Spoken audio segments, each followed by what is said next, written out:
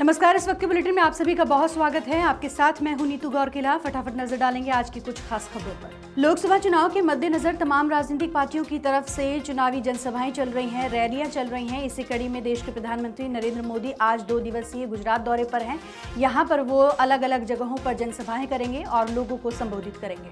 लोकसभा चुनाव के मद्देनजर सभी राजनीतिक पार्टियां अपने अपने लोकसभा क्षेत्रों के साथ ही कई जगहों के दौरे पर हैं, जहाँ वो तीसरे चरण के मतदान के लिए चुनावी हुंकार भर रहे हैं। लोकसभा चुनाव के पहले और दूसरे चरण के चुनाव पूरे हो चुके हैं और अब आगामी 7 मई को तीसरे चरण के लिए मतदान होना है। इसी कड़ी में आज पीएम मोदी 2 दिवसीय गुजरात दौरे पर रहेंगे, जहां वो कई कार्यक्रमों में शामिल होंगे और जनसभाएं करेंगे। बता दें कि पीएम मोदी आज से गुजरात की 2 दिवसीय महत्वपूर्ण यात्रा पर रहेंगे। इस दौरान पीएम मोदी 2 दिन के प्रवास में गुजरात में 6 रैलियां करेंगे।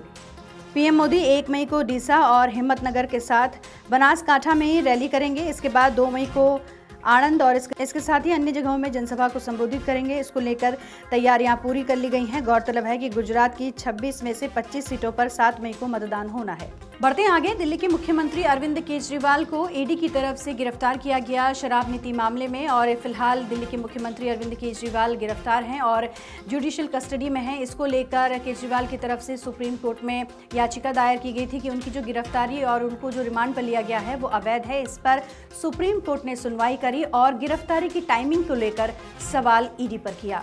दिल्ली शराब नीति केस में गिरफ्तारी और रिमांड के खिलाफ अरविंद केजरीवाल की याचिका पर सुप्रीम कोर्ट में सुनवाई हुई। अदालत ने गिरफ्तारी की टाइमिंग पर सवाल उठाए। बेंच ने पूछा कि केजरीवाल को चुनाव से ठीक पहले ही क्यों गिरफ्तार किया गया। स्वतंत्रता बहुत महत्वपूर्ण है, आप इससे इनकार नहीं कर सकते। कोर्ट ने ईडी से 4 और सवालों के जवाब मांगे हैं। अगली सुनवाई 3 मई को होगी।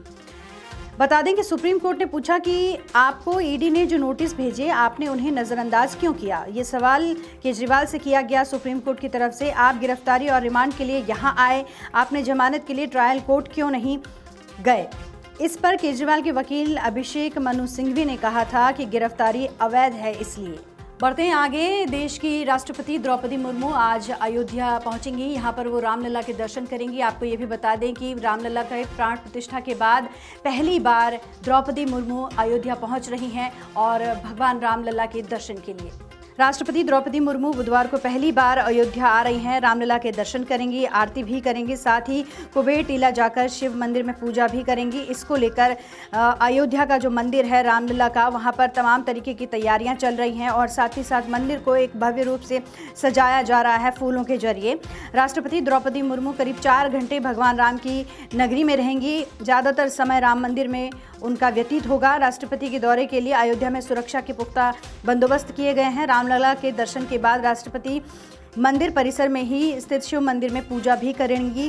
प्राण प्रतिष्ठा महोत्सव के दिन प्रधानमंत्री नरेंद्र मोदी ने भी इस शिवलिंग का पूजन अर्चन किया था। ये शिव मंदिर भारतीय पुरातत्व सर्वेक्षण की ओर से संरक्षित स्मारक कुबेर टीला पर स्थित है। बढ़ते हैं आगे, राजधानी दिल्ली में एक बार फिर से बम होने का जो मेल है वो एक स्कूल को मिला है। आपको बता दें कि दिल्ली के द्वारका स्थित दिल्ली पब्लिक स्कूल को एक मेल आया है जिसमें स्कूल में बम होने की बात कही गई है। फिलहाल इस पूरे मामले की जो जांच है वो पुलिस के द्वारा की जा रही है। स्कूल में सुरक्षा के इंतजाम भी किए गए हैं। दिल्ली में एक बार फिर से बम की धमकी दी गई है। अब द्वारका स्थित दिल्ली पब्लिक स्कूल में बम की धमकी मिली है। ये धमकी स्कूल को एक ईमेल के जरिए दी गई है। दिल्ली पुलिस स्कूल में तलाशी ले रही है। अब तक कोई संदिग्ध सामान नहीं मिला है। फिलहाल बम निरोधक दस्ता भी मौके पर मौजूद है। आपको बता दें कि अप्रैल महीने में दिल्ली के आईजीआई एयरपोर्ट पर तलाशी के दौरान सुरक्षा कर्मचारियों को परमाणु बम की धमकी देने के आरोप में पुलिस ने 2 यात्रियों को भी गिरफ्तार किया था। अधिकारी ने बताया कि घटना 5 अप्रैल की थी। दोनों की पहचान गुजरात के राजकोट निवासी जिग्नेश मालिनी और इसके साथ ही कश्यप कुमार लालानी के रूप में की गई थी।